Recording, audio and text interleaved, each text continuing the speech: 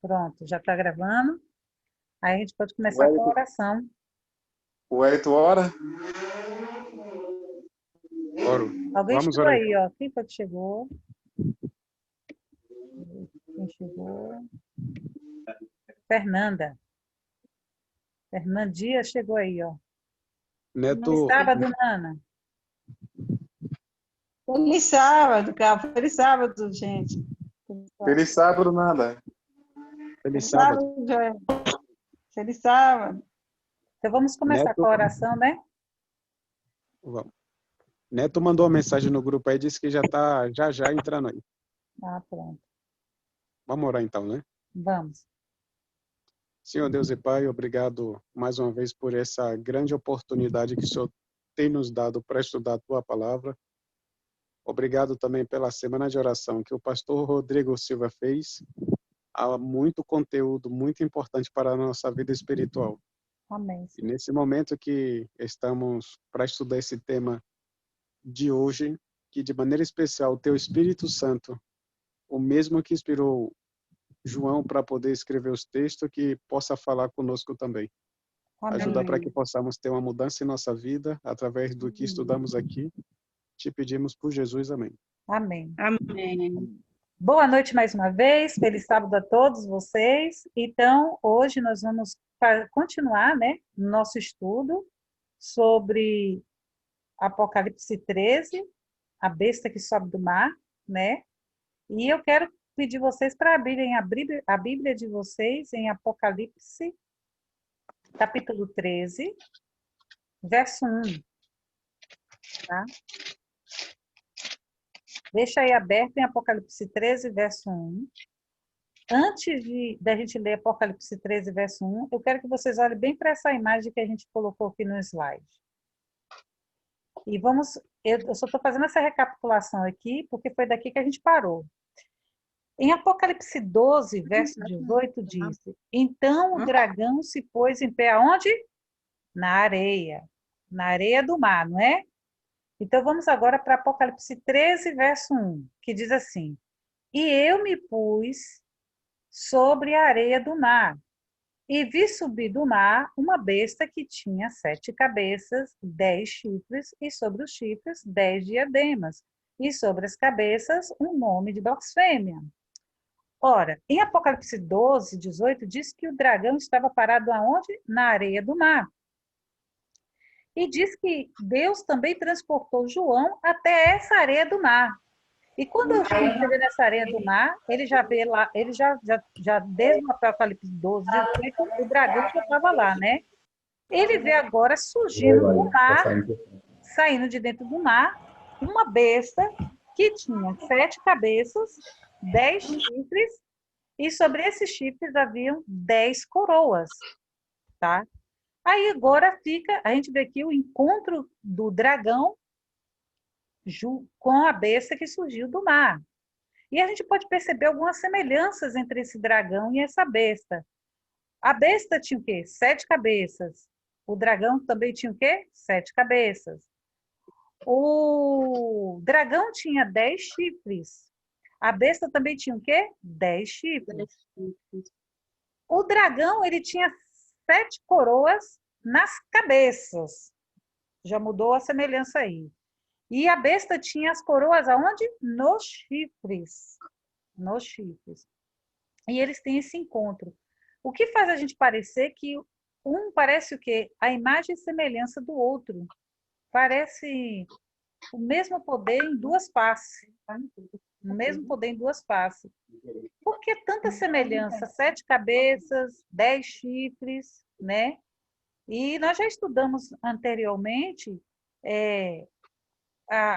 que essa besta que sobe do mar, as características dela, boca de leão, pé de urso, corpo de leopardo e os chifres que estavam no último animal que aparecia lá em Daniel, né? No livro de Daniel, que estuda sobre isso. E a gente vê aqui, esse animal, ele tem um encontro com o dragão. O que nós vamos tentar descobrir agora no nosso estudo de hoje é quem é o dragão e quem é essa besta. Joelso bem colocou um texto onde a gente viu que a besta representa pode representar um poder político, né? Um grande poder ibélico político, como também um grande poder ibélico religioso.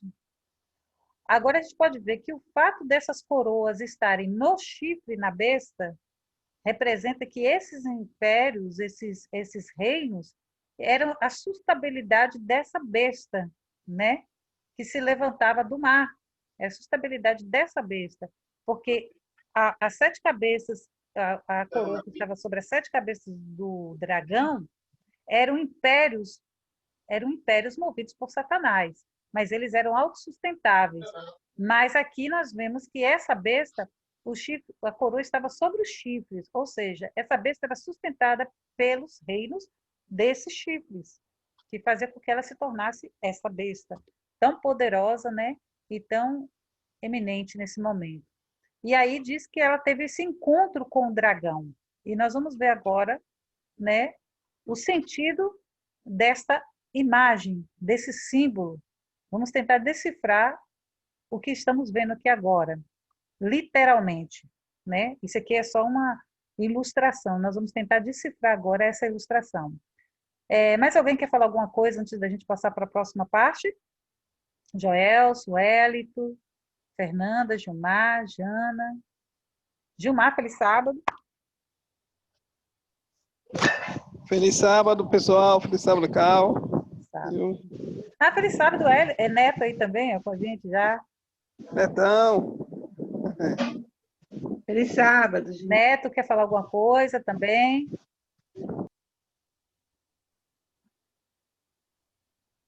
Alguém? Joelson? Ok.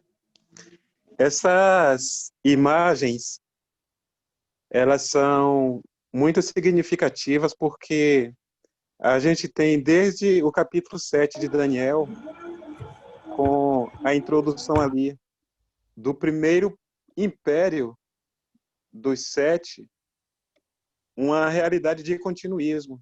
Você começa ali, você tem Daniel, por exemplo, ali na sua visão, um leão, e seguido por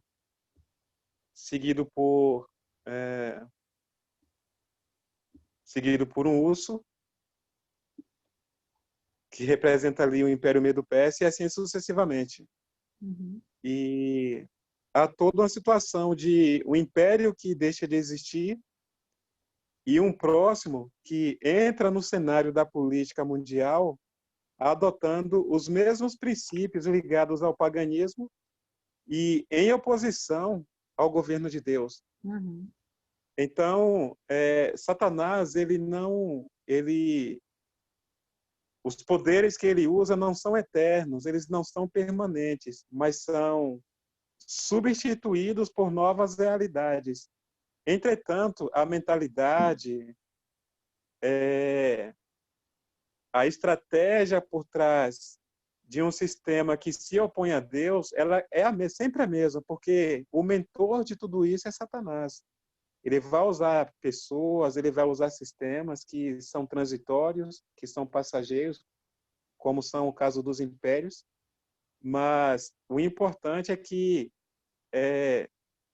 nas gerações seguintes, no caso de Satanás, por mais que os personagens sejam diferentes, o cenário seja diferente, mas a ideologia e o princípio de oposição ao governo de Deus é sempre o mesmo.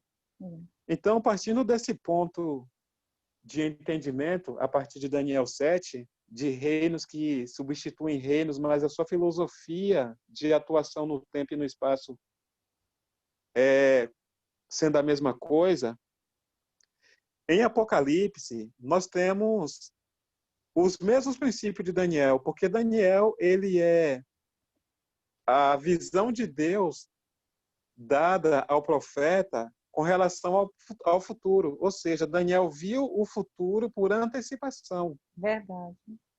João, no Apocalipse, ele vê o passado e o presente daquilo que para Daniel era só o futuro. Então, quando Deus ele dá essas visões para João, muito daquilo que Daniel teve em visão, que eram acontecimentos para o futuro, nos dias de João, já eram acontecimentos passados, e muita coisa estava acontecendo. Mas uma boa porção dessas profecias ainda estão ligadas estão relacionadas com o futuro. Então, essa ligação entre Daniel e Apocalipse, ela é muito interessante. E até porque a gente não entende Apocalipse sem entender Daniel e vice-versa. Então, essas duas bestas que se encontram aqui em Apocalipse 13, elas são elementos de um mesmo contexto. E é interessante essa questão de uma besta que emerge da água, com 7 cabeças e 10 chifres, no caso aqui é Roma, e o dragão, que é Satanás, o diabo, de acordo com o Apocalipse, salvo engano, Apocalipse 12, verso 12, 13, se não me falha a memória. Ali é dito que o dragão, que Satanás é a antiga serpente e que o dragão, ele é Satanás. Então, quando o dragão ele se coloca entre o mar e a terra, que ele está na areia do mar, nós temos duas realidades aqui que vale a pena a gente destacar. Talvez os detalhes sejam amadurecidos mais à frente, eu não vou entrar em todos os pormenores, mas o dragão ele está na areia do mar e nós temos uma besta, tanto em Daniel quanto em Apocalipse, que sai do mar. Isso. Mas depois do verso 10 de Apocalipse, a partir do verso 11 do capítulo 13, você tem uma outra besta que que ela emerge da terra. Então, Satanás está entre um poder que sai do mar Exato. e um poder que emerge da terra. Esse ponto é interessante porque quando a igreja primitiva, ela perdeu a sua pureza espiritual e perdeu a sua ligação de fidelidade com Cristo, no primeiro século da era cristã, ali, enfim, com Constantino, depois do primeiro século da era cristã, Constantino, ele assumiu uma postura mais ou menos intermediária, da mesma forma que está aqui na profecia. Constantino representava um poder secular, mas ao mesmo tempo ele era o ícone de um poder religioso. Só que quando ele uniu a realidade religiosa com a realidade secular, ele criou um sistema de uma igreja apostatada chamada de prostituta e mãe das meretrizes. Você tem isso muito bem detalhado em Apocalipse 17. Então, o que a gente vê aqui no papel do dragão, que é Satanás, é mais ou menos isso que aconteceu. É uma unificação do poder religioso com o poder civil. A mesma coisa que Constantino fez no passado. É o que João está vendo aqui. Um poder que se une do ponto de vista civil e do ponto de vista religioso. Agora, quando a gente começa a estudar a partir do verso 11 do capítulo 13, aí você começa a perceber que essa união de Estado e Igreja, ela é muito perigosa e Deus nunca está presente nesses movimentos, por mais que os seus líderes, os seus dirigentes assumam postura de religiosos, de defensores dos princípios e dos valores bíblicos. Deus não está nesse movimento, até porque no capítulo 13, verso 2 de Apocalipse, é dito que esse poder, ele recebe o seu poder diretamente do dragão. Se é o dragão que dá esse poder e o dragão é Satanás, Deus não está presente. Mas, apesar disso, Deus atua naqueles que fazem parte desse sistema no estado de ignorância. Exato. Porque a salvação é também para eles, né? Mas o poder em si, como uma diretriz para fazer valer aquilo que Satanás dirige, ele não é um poder dirigido por Deus, mas Deus está presente na vida daqueles que enganadamente fazem parte desse sistema. Muito bom. Obrigado, Joelson. Mais alguém gostaria de falar alguma coisa sobre esta parte? Então, vamos para a próxima página, né? Interessante. Agora nós vamos descobrir por que que esse poder, dois poderes se parecem tanto, entendeu? Por que que eles se parecem tanto? Tem 7 cabeças, 10 chifres, por que se parecem tanto? Aqui nesse próximo slide, já passou aí para você, gente? O slide? Trocou, né? Para todo mundo, né? Pô, Então tá. Alguém gostaria de comentar alguma coisa aqui? Estudou, quer comentar?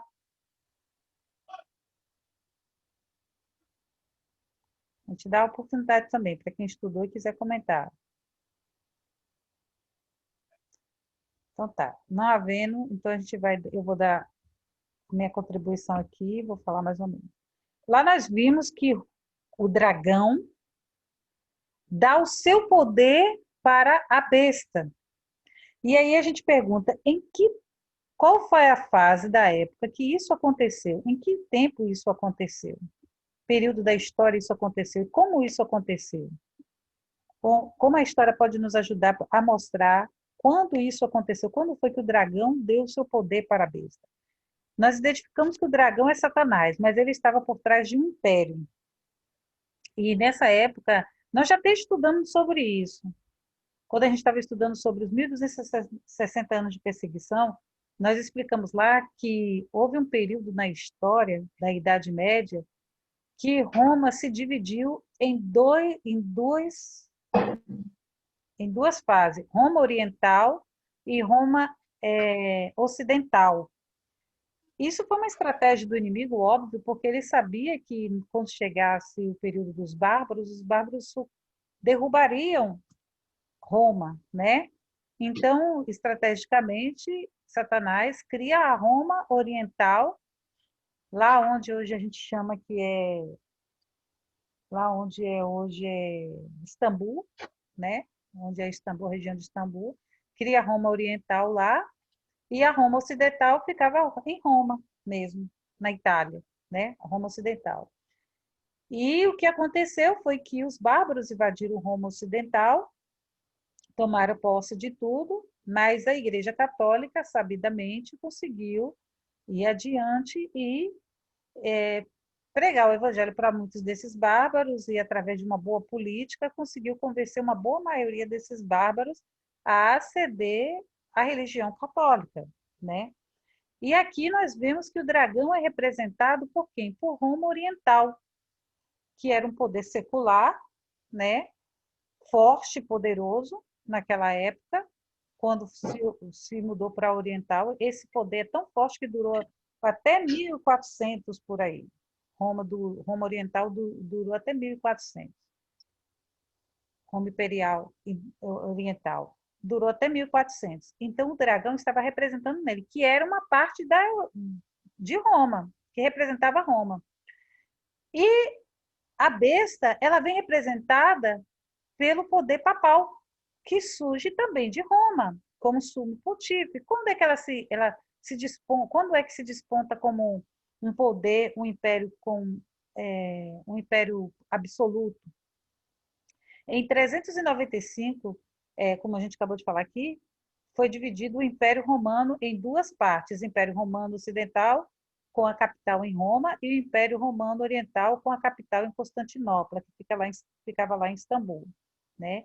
E em 533, o imperador Justiniano, que era lá de Roma Oriental, enviou uma carta ao bispo de Roma, em que ele sujeitava a ele todos os sacerdotes do Oriente, de Constantinopla, e considerava o bispo de Roma como a cabeça de todas as igrejas.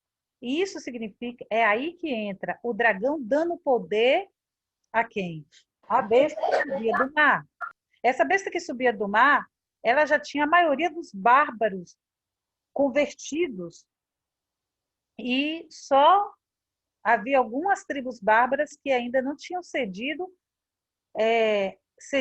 à religião católica, porque eles eram chamados arianos, que eram os ostrogordos, os évolos, e eu esqueci o nome do outro aqui. Quem souber aí me lembra aí depois. Eram 3. Os vândalos. Os vândalos, né? Isso mesmo, era esses. Então o que aconteceu? Justiniano conseguiu derrubar todos esses três impérios bárbaros, né? Esses reinos bárbaros, que eram oposição à Igreja Católica naquela época. Derrubado, e isso ele aconteceu, finalizou-se em 538, ele vai, além de já ter colocado o bispo de Roma como cabeça de todas as igrejas, agora ele faz um edito. E nesse edito ele permite que seja condenado, até com a pena de morte, os que não respeitassem os ensinos do bispo de Roma. A igreja cristã paganizada tornou-se a religião oficial do Império Romano. Resumindo, então temos aqui, quem representa o dragão? Roma Oriental, Roma Imperial Oriental. E quem representa a besta que sobe do mar? Roma Papal, religiosa. Por que eles são tão semelhantes? Porque fazem parte do mesmo poder. Tudo é Roma. Tudo é Roma. É Roma Papal e Roma Oriental. São as duas fases de um mesmo poder. Por isso que eles se parecem. Por isso que tem 7 cabeças, porque um é continuação do outro, entendeu? Uma continuação do outro, é a segunda fase do outro. Por isso que eles são tão semelhantes. Vocês compreendem isso? Todo mundo compreende? O que eu acho interessante, boa noite, Cal, boa noite a todos, sábado.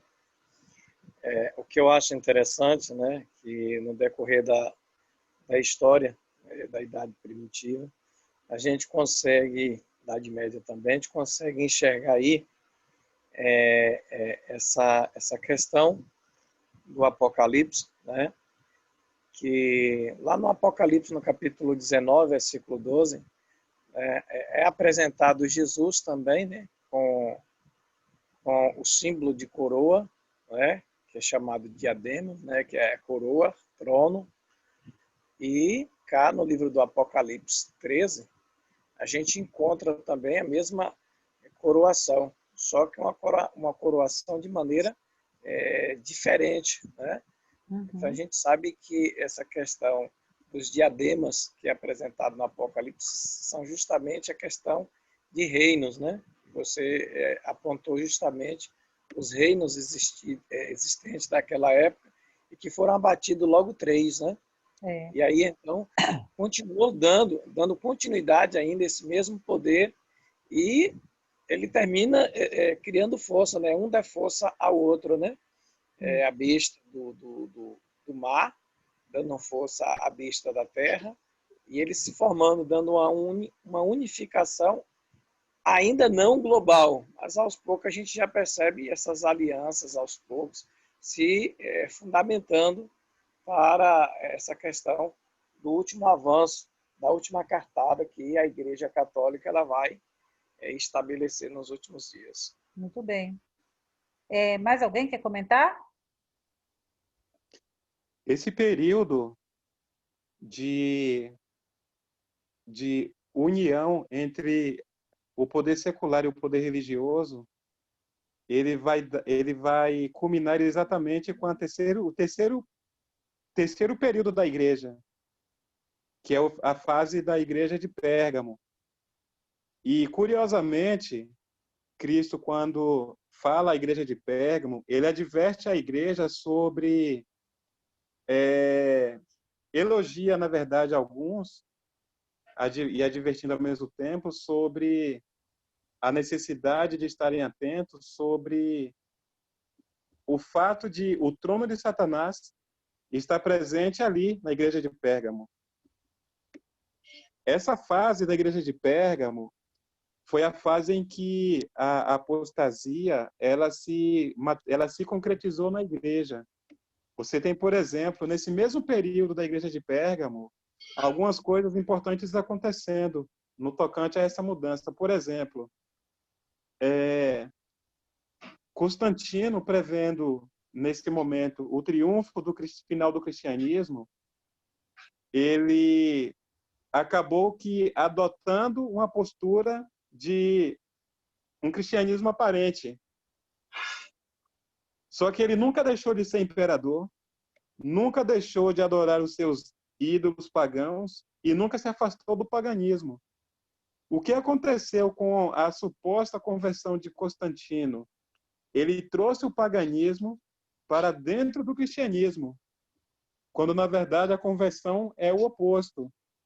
É o cristianismo que expulsa todas as trevas espirituais, o paganismo e tudo mais. Mas no caso de Constantino, não. Ele trouxe o paganismo, ele trouxe o secularismo para dentro da igreja. Então, esta foi uma fase de muita dificuldade para a igreja, na fase de Pérgamo, tá? E é nesse momento que um líder da igreja, os líderes da igreja, os imperadores, por exemplo, como líderes espirituais, eles recebem o título de pontífice máximo, os construtores de pontes, né? E o Papa, ele tem uma outra prerrogativa, que é a de ter a chave entre o céu e o inferno, a chave que abre portas, que eles chamam de a chave de São Pedro. Mas de chave de São Pedro não tem nada aí. Essa é a chave do deus Jano, um deus pagão. O deus Janus, ele tinha duas faces, uma olhando para o passado e uma outra olhando para o futuro, né?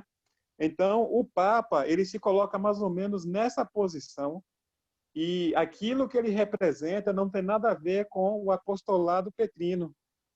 Tem muito a ver com a questão do paganismo, que Roma nunca abandonou. Então, a ideia de cristianismo nessa fase de Pérgamo é tudo mentira.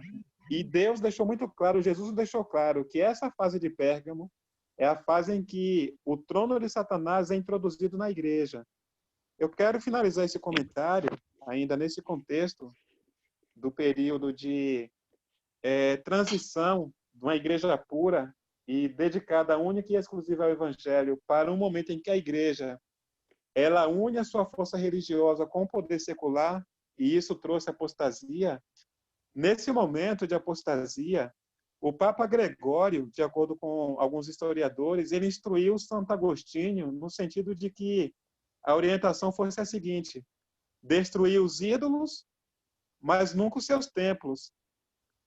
Aspergir os templos, no caso, né, com água benta, ponde neles relíquias e deixai que as nações adorem nos lugares em que estão acostumadas a fazê-lo. Isso aqui é uma confissão muito clara de uma nova modalidade de paganismo que nunca deixou de ser paganismo. Ou seja, os ídolos foram tirados dos templos, mas os templos não foram destruídos. E no lugar dos ídolos pagãos, houve agora uma introdução de ídolos que agora representavam os santos, os apóstolos, a Virgem Maria, São Pedro, São Paulo, e por aí vai, né? Então, troca-se a roupa, mas o corpo é o mesmo.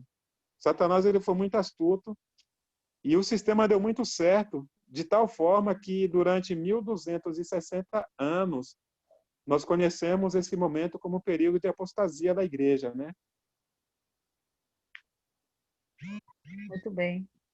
Obrigado, Joelso. Quando você estava falando aí dessa questão da apostasia, eu me lembrei que eu estou lendo o livro do Velho Testamento, e quando você chega lá no livro de Primeira Reis, Segunda Reis, você começa a entender por que a igreja de Deus foi caindo, decaindo, e fala muito disso sobre os templos, fortes ídolos, né? Que eles ficavam levantando, e adoração, e querendo manter essa mentalidade, como fala, essa mentalidade liberal, né? Não, a gente vai tirar os ídolos, mas vai deixar os templos. E com essa aí, foi levando o povo à apostasia, e isso aconteceu também lá no Velho Testamento, né? É só uma repetição que a gente está vendo. É como a própria Bíblia diz, nada é novo debaixo do céu, tudo está se repetindo, né?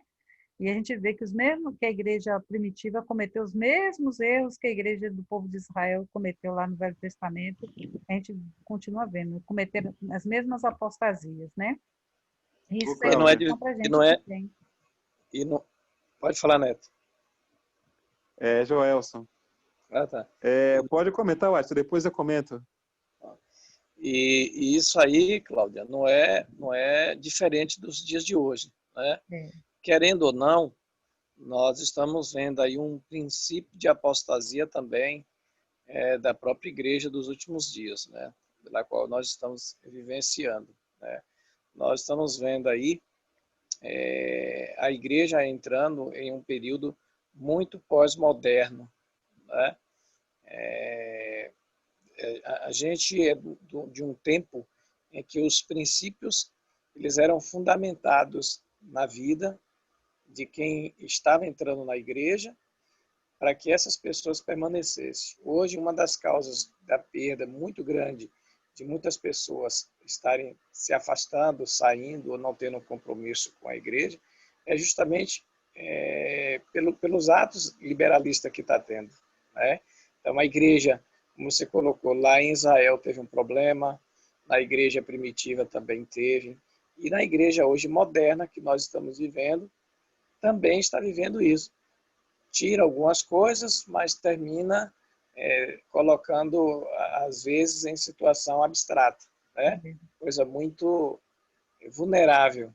Então, uma das coisas que é muito preocupante, às vezes a gente vê aí a pregação do evangelho, o anseio, a pressa da volta de Jesus, mas a gente não vê mais aquela igreja empolgante, aquela igreja que realmente tinha uma base profética. São poucas pessoas hoje que conhecem a profecia, entram na igreja, mas não conhecem nada da profecia, e aí não tem base, e ela pode ser induzida por terceiros, e ela termina muitas vezes equivocadamente abandonando os caminhos do Senhor. Aí entra também uma apostasia, né?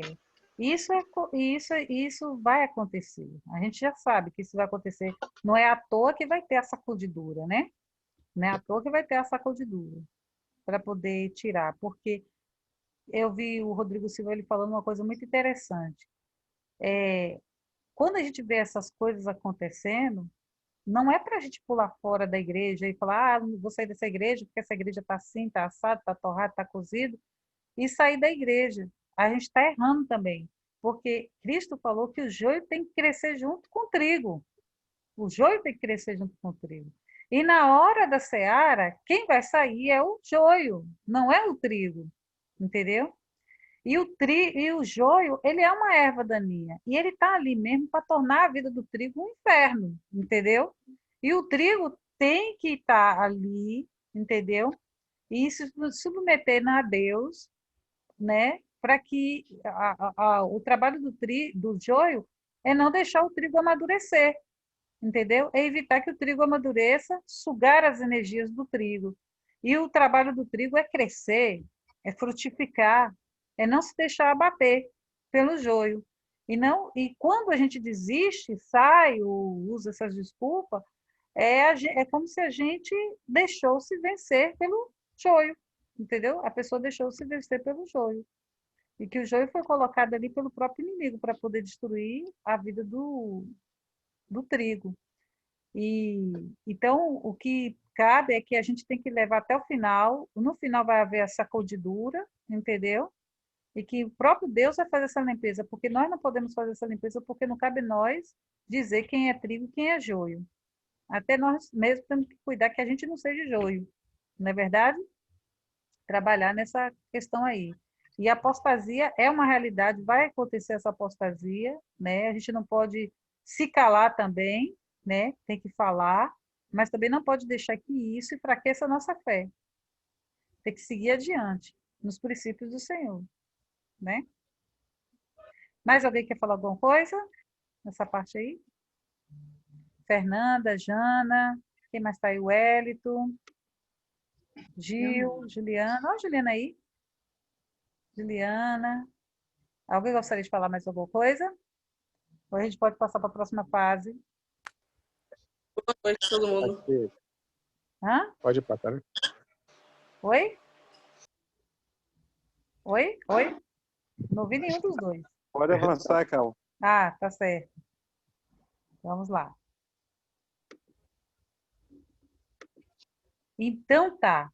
Então, Justiniano deu poder, né, para a besta. E agora nós vamos estudar a ação dessa besta. Deixa eu ver se eu passei aqui o papel demais. É isso mesmo, nós vamos estudar agora a ação da besta, né? Agora ela recebeu o poder vindo do dragão, que foi do Justiniano, que representava o Roma Oriental, que lhe impostou como cabeça da igreja, e não só como cabeça da igreja, como também colocou ele como cabeça da religião oficial do Império Romano, que dominava sobre toda a região Europa e dominava sobre tudo, né?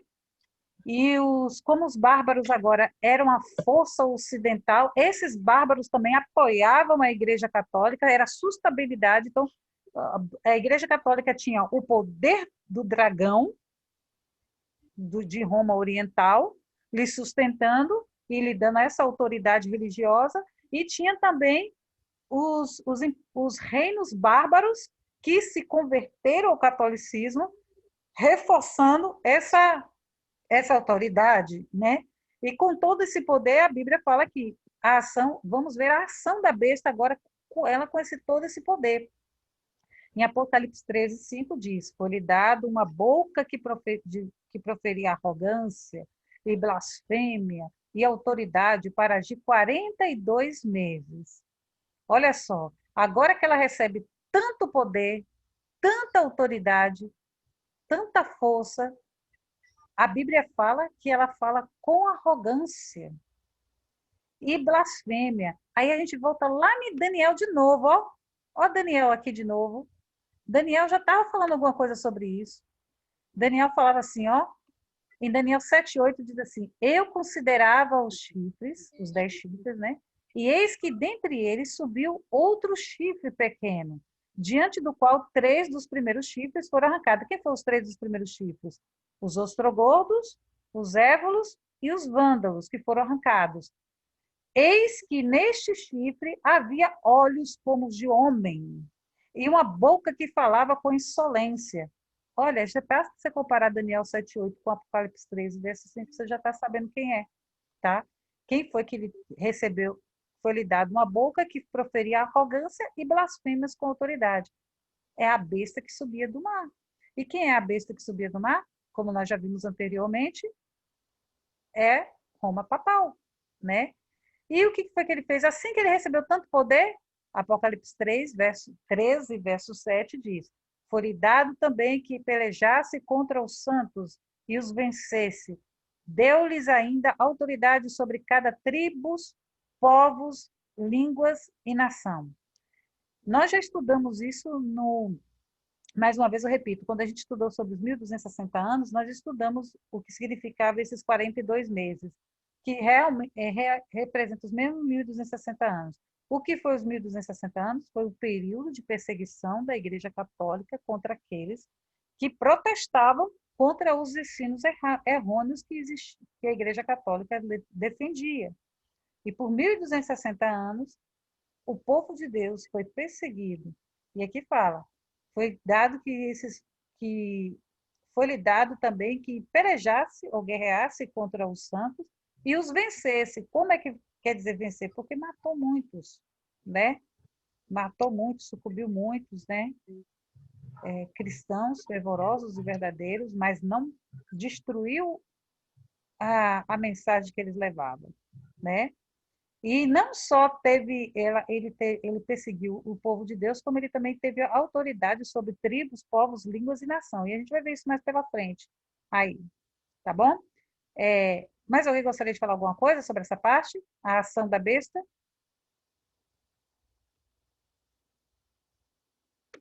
Vamos lá, gente. Todo mundo estudou, né?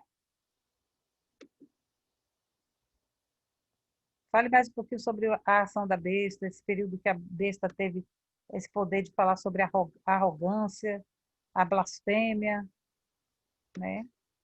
Antes de você avançar para o próximo slide, eu só quero ressaltar um ponto que é muito importante em Apocalipse 13, verso 5, ligado à ação da besta quando ela é vista, assume uma postura de arrogância, de blasfêmia. E isso é muito próprio, porque você tem, por exemplo, um texto em Lucas, Lucas capítulo 5, verso 21, onde lá é dito que só Deus pode perdoar pecados. E que a tentativa humana de fazer isso no lugar de Deus, isso é caracterizado como pecado de blasfêmia. Esse pecado de blasfêmia, ele é típico desse sistema de apostasia, porque você tem, por exemplo, o cristianismo com orientações muito simples a respeito daquilo que deve nortear a relação entre o adorador e Deus. Por exemplo, Cristo morreu e ensinou, e os apóstolos começaram a pregar sobre isso, que o pecador arrependido, ele poderia confessar o seu pecado e pode e deve confessar o seu pecado diretamente a Deus. Então, o cristianismo, ele proporciona essa conexão direta entre o adorador e o seu criador. Nas religiões pagãs, essa realidade ela não existe. O que existe na religião pagã é um sistema de seres humanos, no caso, os sacerdotes, que eles eram os intermediadores entre os adoradores e os seus deuses. Quando Roma percebeu essa situação de um cristianismo, de uma religião simples, onde o papel dos intermediadores, dos sacerdotes não era importante, onde os sacerdotes pagãos se tornaram dispensáveis no sistema de liturgia, então foi estabelecido uma mudança, como já comentei um pouquinho mais cedo, num sistema de adoração. Os deuses foram tirados, mas os sacerdotes continuaram, os templos continuaram, e os deuses que eram os deuses pagãos conhecidos pelos gentios, eles só foram substituídos por relíquias, por relicários. Mas os sacerdotes continuaram sendo intermediadores e Deus ele passou a ser uma figura muito distante do pecador arrependido e o Deus que perdoa, porque o pecador arrependido não tinha acesso a Deus e não tem acesso a Deus a partir desse sistema de paganismo. Quem faz essa intermediação é um sacerdote. Então, até hoje, você tem, por exemplo, a questão da confissão auricular, de o pecador ter que ir num confessionário, fazer confissões para só então receber o perdão de Deus, né? Esse é um problema muito sério e Apocalipse, capítulo 13, verso 5, tipifica exatamente esse aspecto. É muita arrogância desse poder, desta igreja, a afirmar que quando Cristo diz que a sua morte franquia acesso direto ao santuário celestial diante daquele que intercede por nós, esse sistema diz que não, que isso só é possível por meio de um intermediador, um sacerdote. Isso é arrogância e isso é blasfêmia. É só um dos pontos, dentre outros. Muito obrigada, Joelson. O Adson também quer falar aqui, vamos passar para ele. Ok, Cal. Eu queria ressaltar isso que Joelson colocou aí, justamente baseado no ato da ignorância da época da Idade Média, que eles consideravam, né, os sacerdotes como pessoas perfeitas, né? E essa foi uma das tramas que a igreja usou, porque eles usam a base justamente aquilo que está lá no livro de Tiago, lá no capítulo 5, versículo 16, que diz assim: confessai-vos os vossos pecados uns aos outros. E aí, como eles usam a figura, né, de que eles são sacerdotes e que eles são perfeitos, então a necessidade era apenas do pecador ir ao confessionário e confessar os seus pecados.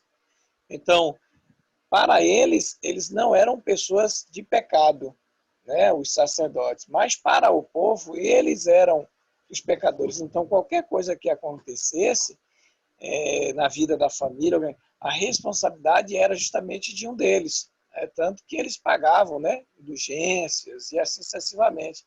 Então, esse papel foi muito conturbador na época, né, do período da Idade Escura, que as pessoas ficaram realmente sem o acesso à Bíblia, e eles usavam justamente aquele instrumento como base específica de que eles eram os exclusivos, eles eram os representantes diretos do céu, né, e tirava de Jesus, né, o processo de intercessão e colocando eles como os intercessores, porque eles não se consideravam homens de pecado, né? Uhum.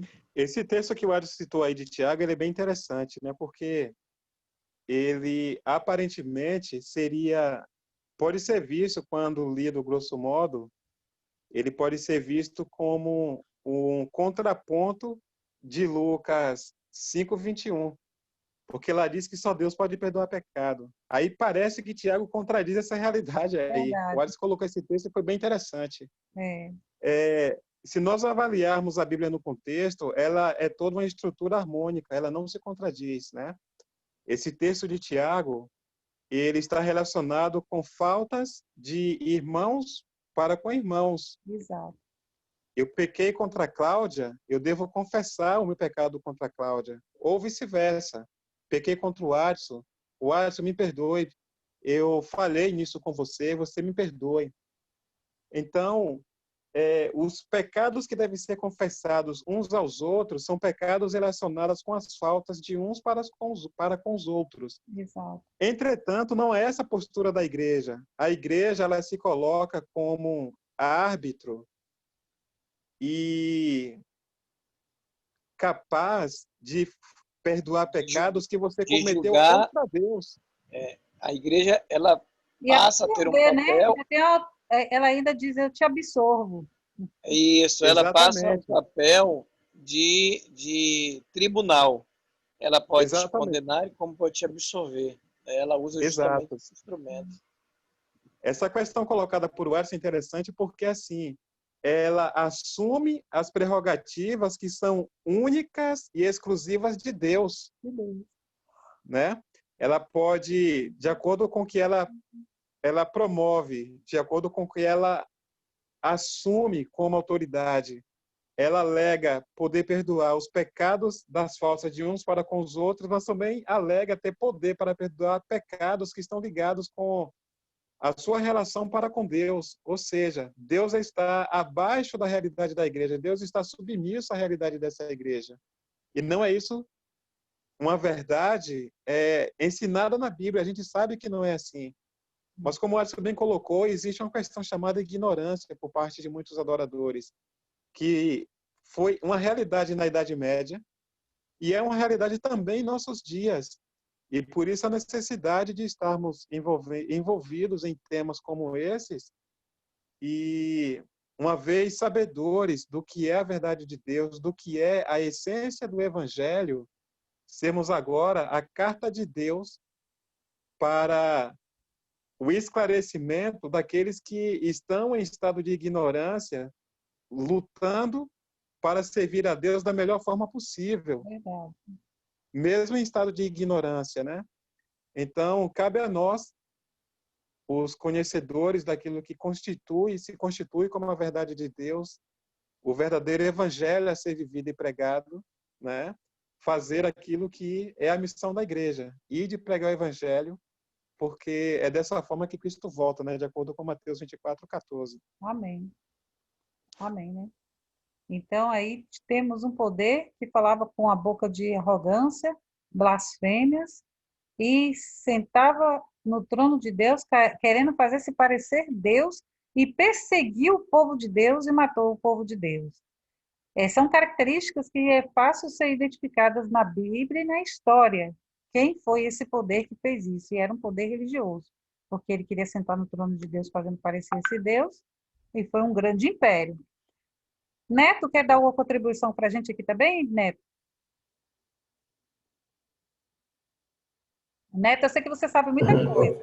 Não, hoje eu estou só ouvindo, estou aprendendo aqui. Mais alguém? Fernanda, Wellington, Gilmar, Juliana, Jana.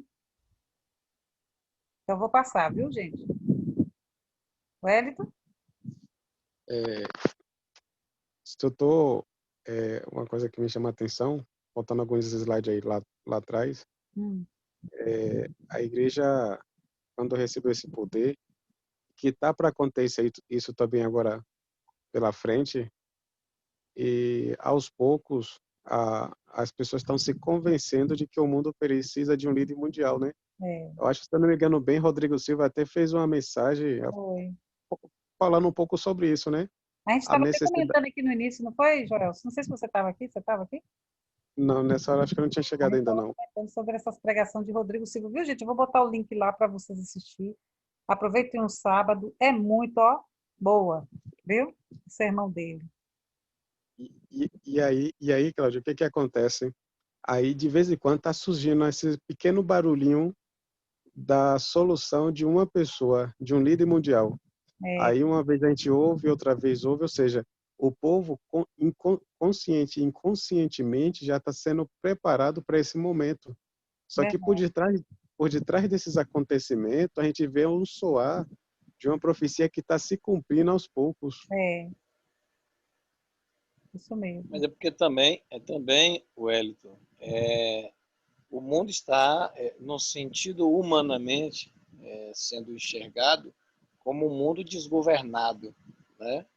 Então, cada país vai acontecer Exatamente. isso, querendo ou não, cada país está criando seus métodos de tentar sua sobrevivência. Verdade. E eles vão, na verdade, buscar justamente essa unificação para que exista um príncipe, né? Assim como Cristo é o príncipe, né? Pelo século dos séculos, nós vamos ter também um príncipe que é o representante de Satanás aqui, diretamente, e vai ser reerguido, porque o mundo está completamente desgovernado e a preocupação deles é justamente isso.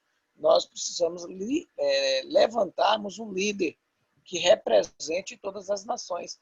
Isso não vai acontecer em longo período, isso vai acontecer agora em curtos períodos, porque o mundo está passando esse problema da pandemia, é apenas um alerta, mas coisas piores vão se levantar aí e eles estão realmente preocupados e vão levantar isso. É isso aí. Ô, Alisson, outra coisa importante, cara, é assim, você percebe que, e demais participantes da live, que o humanismo, ele sempre leva as pessoas para um extremo. É, O humanismo sempre puxa as pessoas para olharem para baixo, quando a solução, na verdade, está em olhar para cima. Nessa questão da liderança mundial, o Alisson foi muito feliz quando falou que o mundo está desgovernado, e isso é uma pura verdade. Agora, não é por acaso que isso está acontecendo, faz parte da estratégia de Satanás, é tudo um jogo de xadrez. Então, ele implanta o humanismo no primeiro momento. Uma vez que o humanismo é implantado, ele traz os problemas sociais, socioeconômicos. E aí as pessoas começam a buscar no homem a solução para as crises, quando na verdade a Bíblia aponta a solução para esses problemas numa direção diferente. É olhando para o alto, é olhando para Cristo. Cristo é o líder que tem competência e tem moral e todos os atributos necessários para mudar a nossa realidade. Então, se o Evangelho fosse hoje o norte ideológico, o norte filosófico, teológico, para dirigir as pessoas, elas veriam as pessoas como carentes de misericórdia, carentes de perdão, carentes de um Cristo que está ansioso por mudar a nossa realidade, mas não é isso que acontece, né? Então, por conta dessa realidade muito centrada no homem, o homem busca a solução no homem para que os seus problemas sejam resolvidos e solucionados, quando na verdade a solução está em Cristo, né? Se essa fosse a realidade de olhar para Cristo, certamente teríamos um mundo melhor, porque muito do que acontece deixaria de acontecer.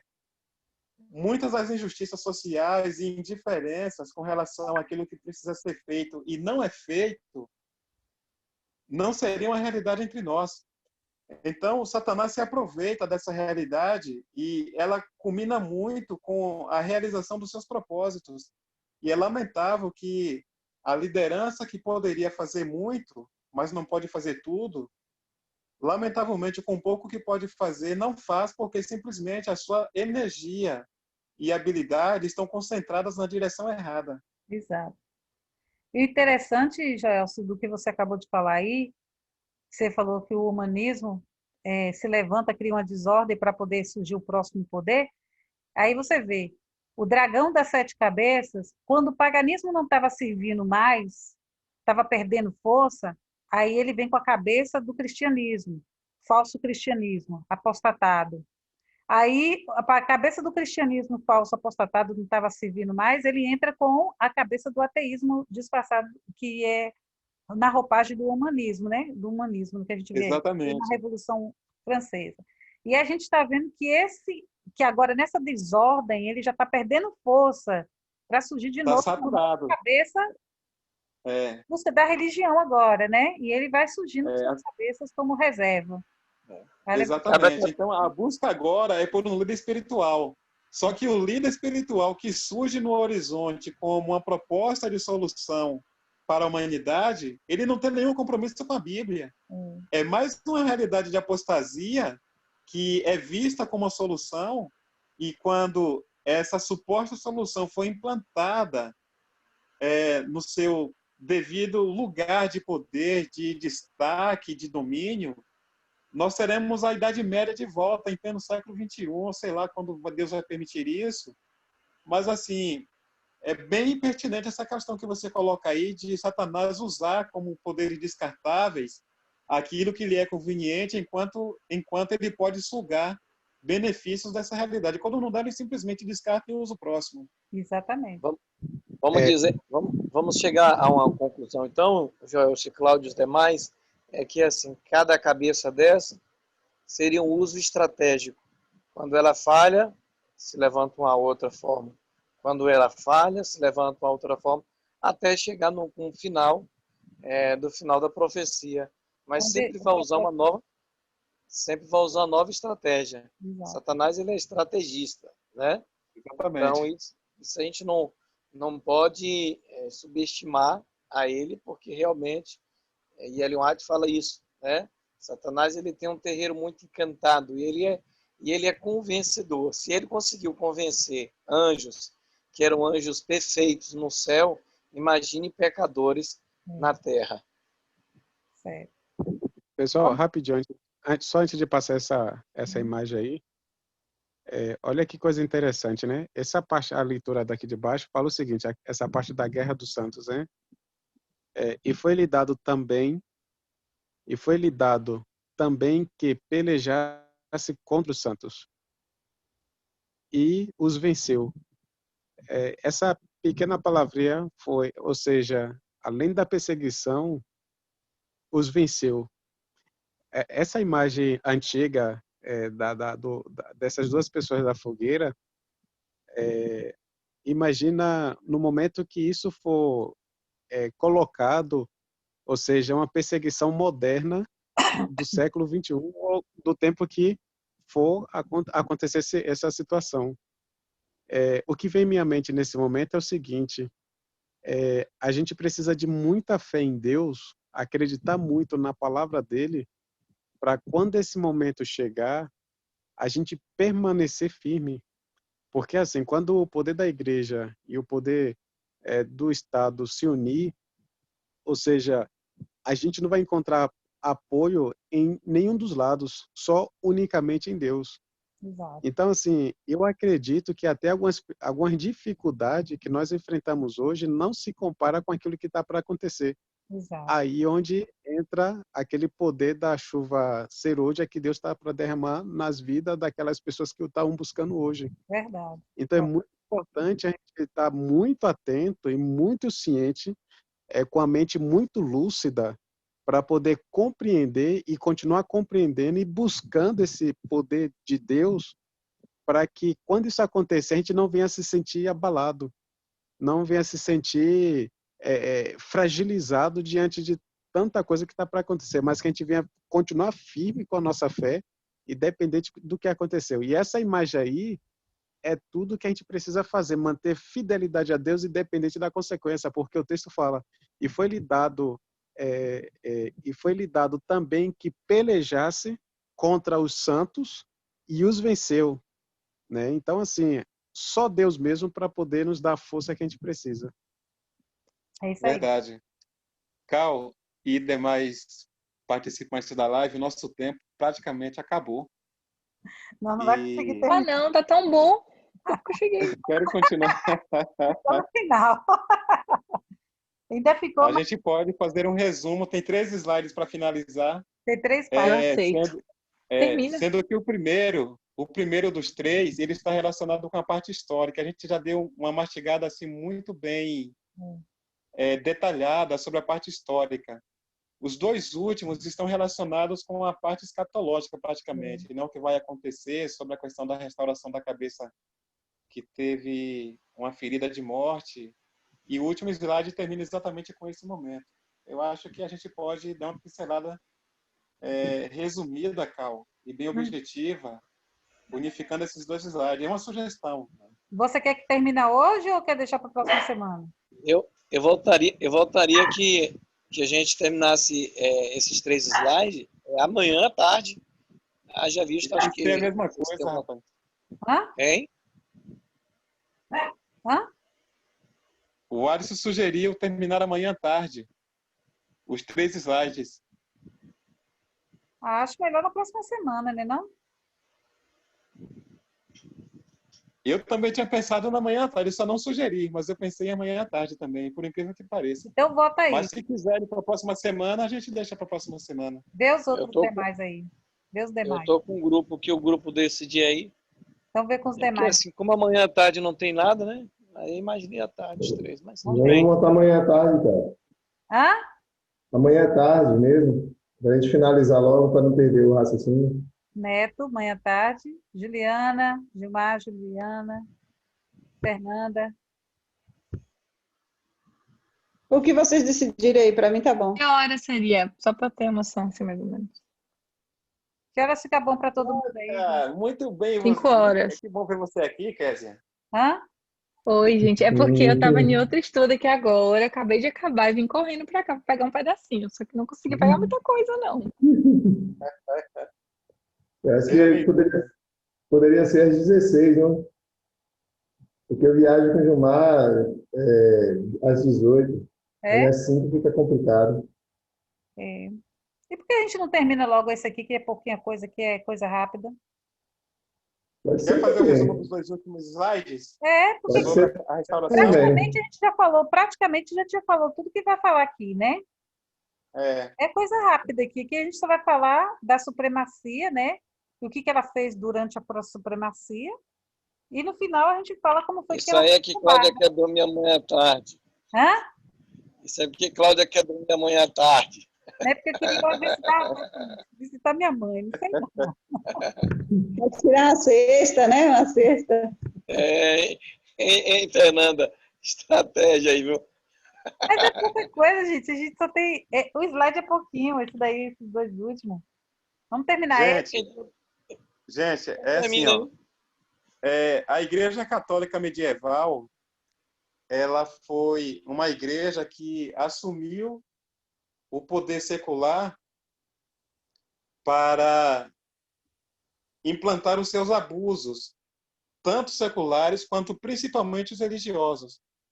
Nós temos falado bastante a respeito dessa postura da igreja, sobre a questão da Inquisição. A Inquisição, ela é a ferramenta que mais materializa, que mais concretiza esse poder de arbitrariedade da igreja, ao estabelecer um tribunal onde centenas de milhares de pessoas simplesmente morreram por simplesmente discordarem das tradições da igreja e apoiar o que a Bíblia diz, né? Então, nessa fase medieval, já falamos bastante a respeito dela, mas o que a gente tem de um elemento assim muito forte e que é típico de um poder tirânico, de um poder autoritário, é exatamente a Inquisição, né? Exato.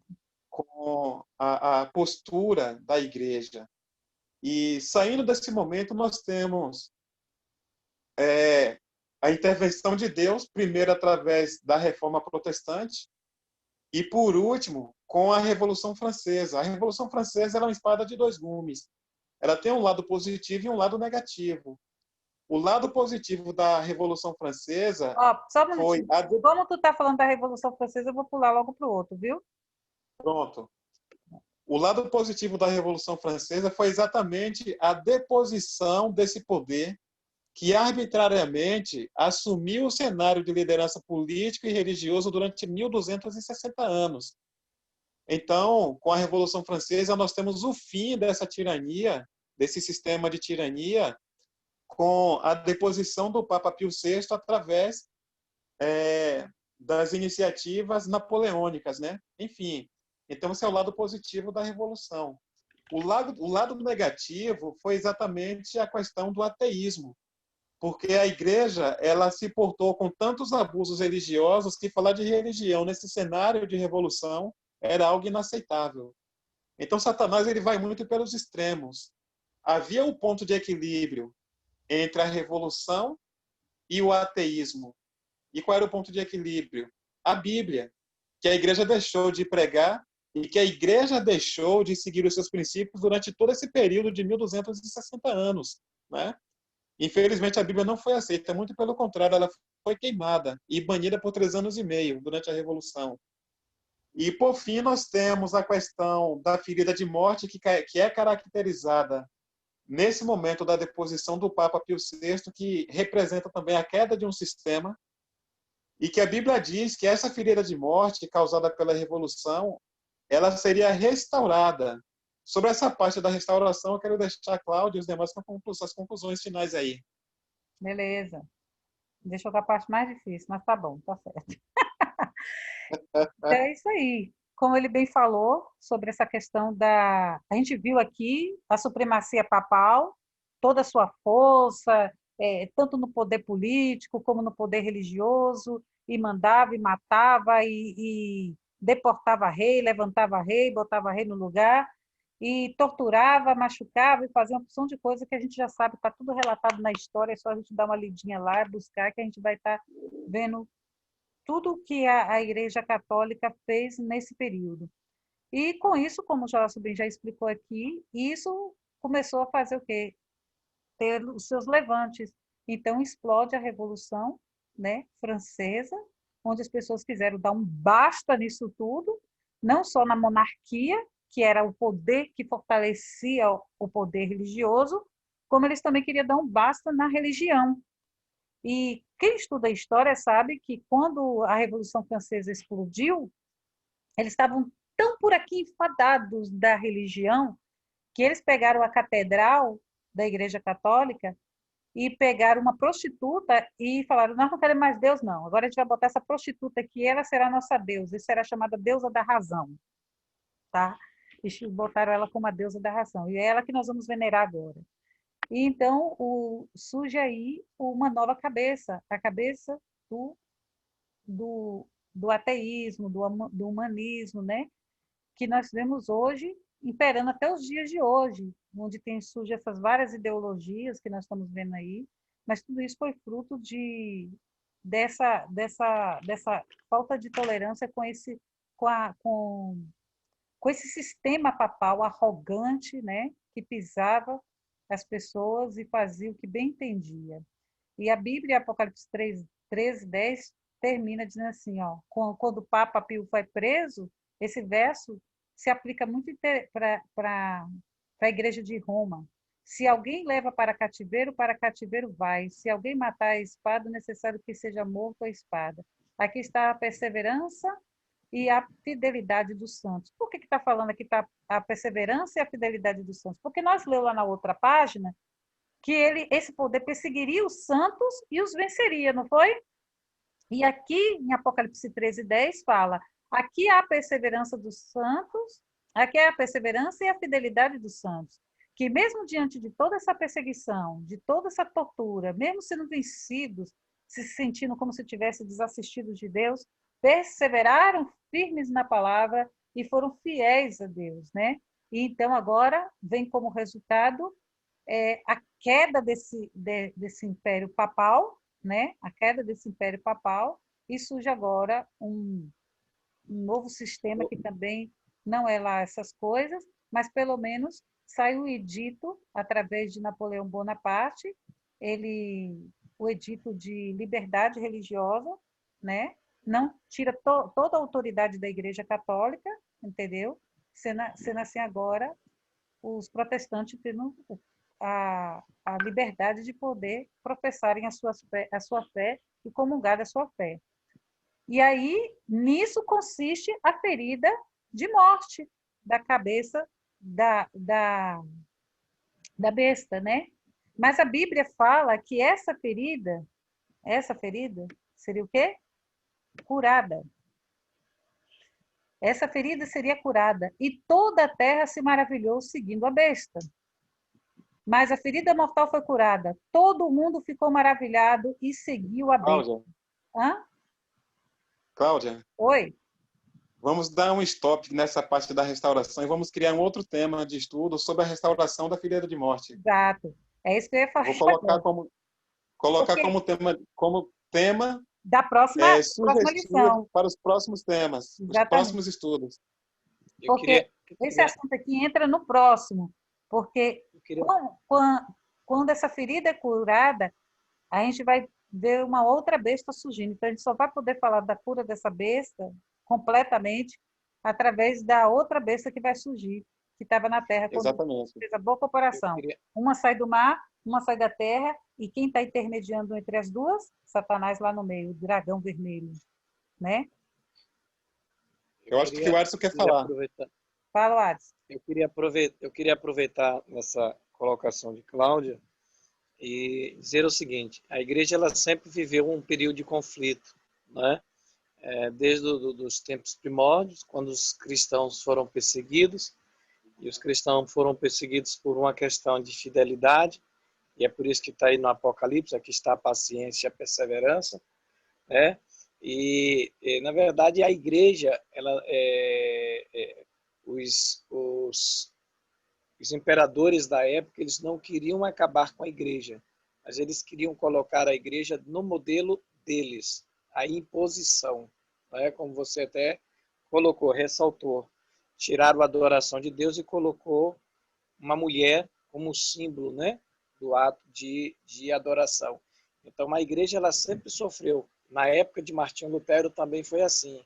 Martinho Lutero lutou justamente porque a igreja estava pregando aquilo que não era verdade e estava impondo as pessoas a seguir aquilo. E aí você colocou uma segunda parte que você falou sobre a cura, né, desta ferida, e ela foi maravilhada. Então, enquanto a igreja não se coloca na posição de soberana, ela não se sente bem, e as pessoas elas se tornam cativas aos princípios desta igreja.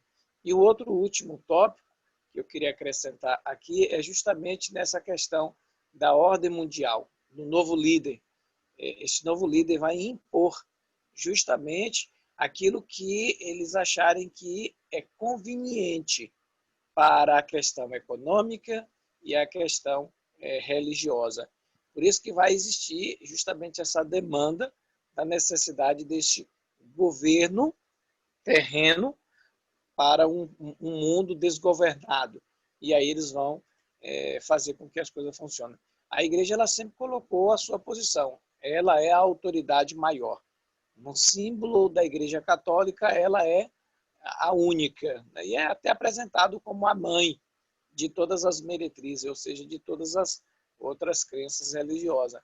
Então, ela sempre vai querer estar por cima e vai estar impondo todos os seus requisitos de direito, alegando-se ela ser a primeira, a primogênita, né, do cristianismo. Então, isso vai traçar daqui para frente sempre esses planos diabólicos, como a gente colocou. Cada cabeça, a gente poderia tomar essa, não que seja isso, a gente poderia tomar isso como cada cabeça uma estratégia de Satanás para que ele continue dominando as questões de princípios, não só religioso, como também as questões econômicas, porque ele vai trabalhar nesse sentido.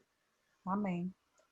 Muito bom. Pessoal, esse slide final, ele, na verdade, não é um slide final na prática de estudo com base no conteúdo da parte de restauração.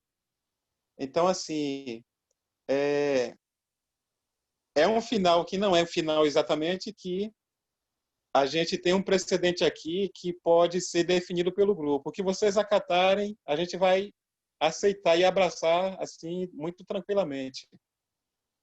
Podemos fechar essa parte de estudo com o comentário final de Watson.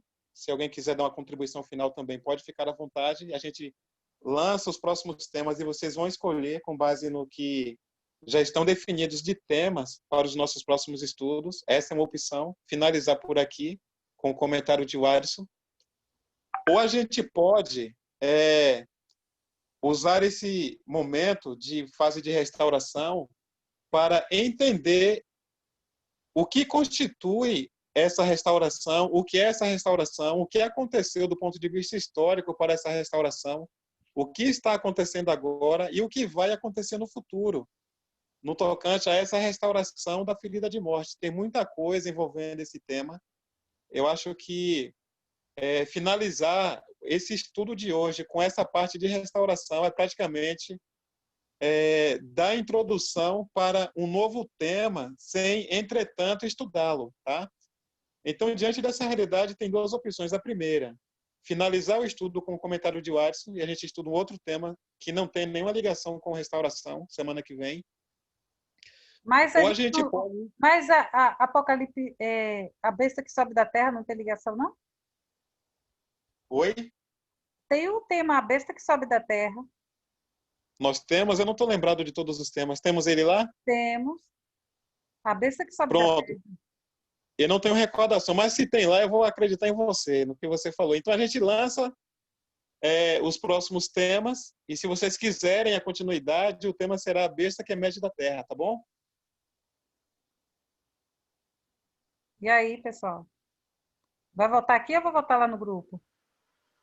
Por mim Então, pode a gente ser. volta no grupo. Eu acho que por mim dá para ter a continuidade desse tema aí, já seguindo a besta que surge da terra, porque você já pega bom.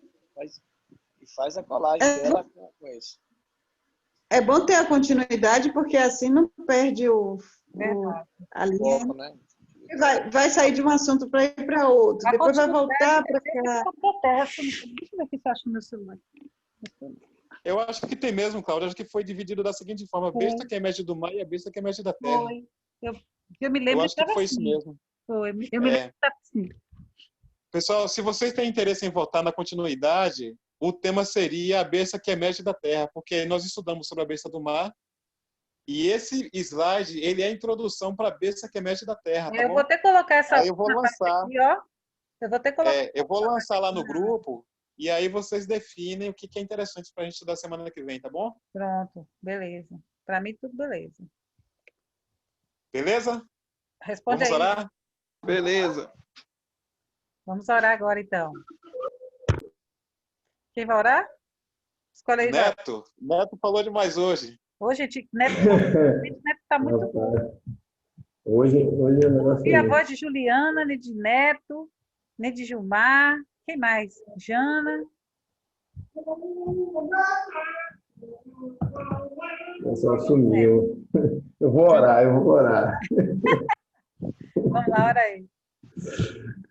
Senhor nosso Deus, nosso Pai, eu quero te agradecer, Senhor. Agradecer por essa oportunidade ímpar de estar conhecendo mais da tua palavra, por esse momento de estudo maravilhoso, onde nos traz cada dia mais um conhecimento e discernimento que estamos no caminho certo. Te servir é um privilégio. Toma cada um de nós em tuas mãos, nos dá um dia de sábado abençoado, em paz, um dia de repouso, descanso no Senhor. fica conosco. É o que nós te pedimos e te agradecemos em nome de Jesus. Amém. Amém. Então é isso aí, gente. Um feliz sábado para todos vocês. Tenham uma boa noite. Foi maravilhoso estar com vocês aqui. E até a próxima semana. Vão lá no grupo, ó, e vota aí no próximo tema, tá certo? Um beijo para É vocês. isso mesmo. Boa noite, gente. Muito obrigado a todos por permanecerem até agora, por ficarem até aqui. Deus abençoe vocês. Amém. Tchau. Boa noite. Feliz sábado. Sábado, boa noite. Tá dormindo aí, né, Juliana? É Fernanda. Tchau, Rapaz. tchau, Juliana. Tchau, Fernanda. Oi? Tchau, Jana. Tchau, Tchau. Josa dormindo aí, rapaz, com a boca aberta Tchau, aí, ó. Edson. Tchau, Adson. Tchau.